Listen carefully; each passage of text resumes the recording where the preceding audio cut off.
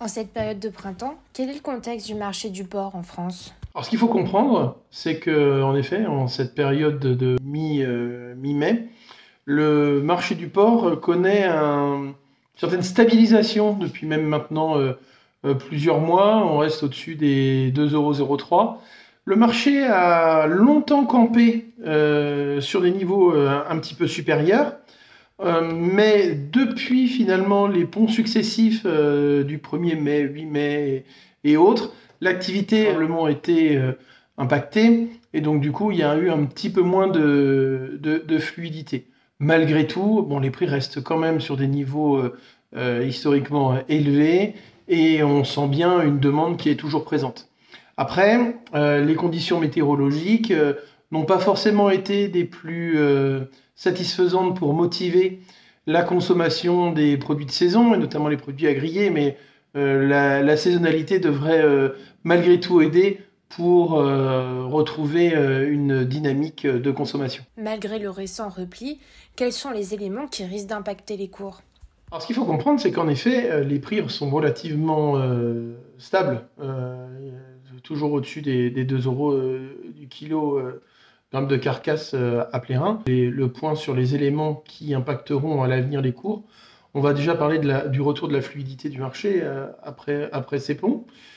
On va espérer voir la saisonnalité de la consommation reprendre. Très attention aussi à la consommation intérieure. Je vous rappelle qu'on a les Jeux Olympiques au mois de juillet et août. Donc ça aussi, c'est un élément qui pourrait être un effet d'augmentation de consommation au moins sur le marché français. Après, sur le marché de l'export, bon, on ne peut pas dire que la parité euro-dollar soit aujourd'hui un handicap, donc il faudra toujours savoir suivre cet élément. Et on a toujours un œil sur la consommation en Chine et indéniablement sur la possibilité de revoir ce pays véritablement repartir aux achats avec de nouvelles importations. Quels conseils avez-vous à donner pour les éleveurs de porc? Aujourd'hui, en porc, ce qu'il faut comprendre, c'est que, hélas, il n'y a pas vraiment d'outil de couverture du prix.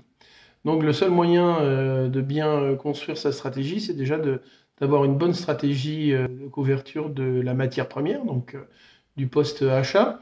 La fois dernière, on avait parlé, en février dernier, au Salon de l'Agriculture, de mise en place de couverture. Donc, normalement, celles-ci ont été mises en place. Donc, quelque part, le mouvement de rebond est indolore pour beaucoup de producteurs.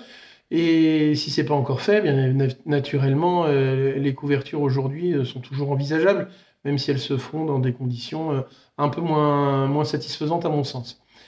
Du coup, là où il va falloir travailler, c'est bien évidemment toujours sur les stratégies de commercialisation d'achat de l'aliment, sur les mois à venir, et savoir profiter des mouvements de correction qui pourraient arriver dès lors que la situation de Weather Market sera plus claire pour donner l'impulsion à des acheteurs de se repositionner.